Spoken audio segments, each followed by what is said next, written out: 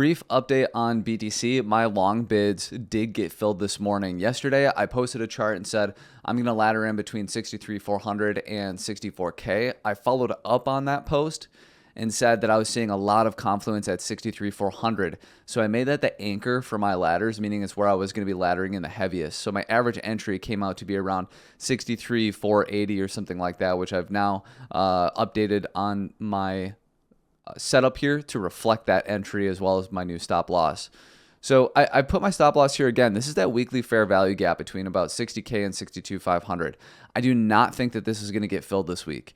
And in fact, if we go down to where my stop loss is, I don't think the price is going to stop there. I think we're going to fall through this fair value gap, flip this area to resistance, and then dump down to about 60K, where then again, I'll start to look for some kind of a long setup.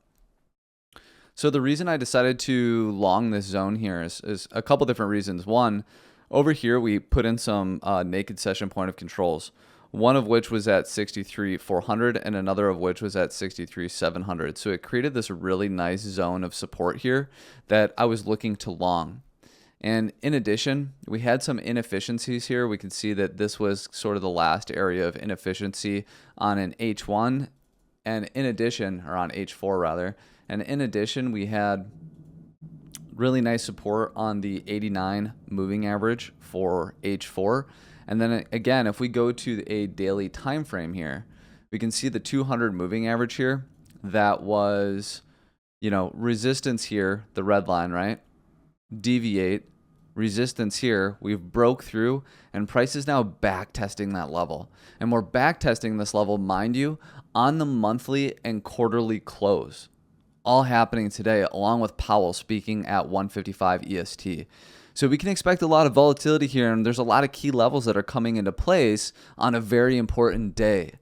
But like I've pointed out in the past, I'm still bullish and especially really excited for my swing long from 53K, because again, we've put in a low, we've put in a high, we've put in a higher low, and now we've put in a higher high as well, and we're back testing some of these key levels where, again, for me, I'm looking for some degree of immediate bullish continuation rather than a move down to fill this fair value gap for an extended dip, right?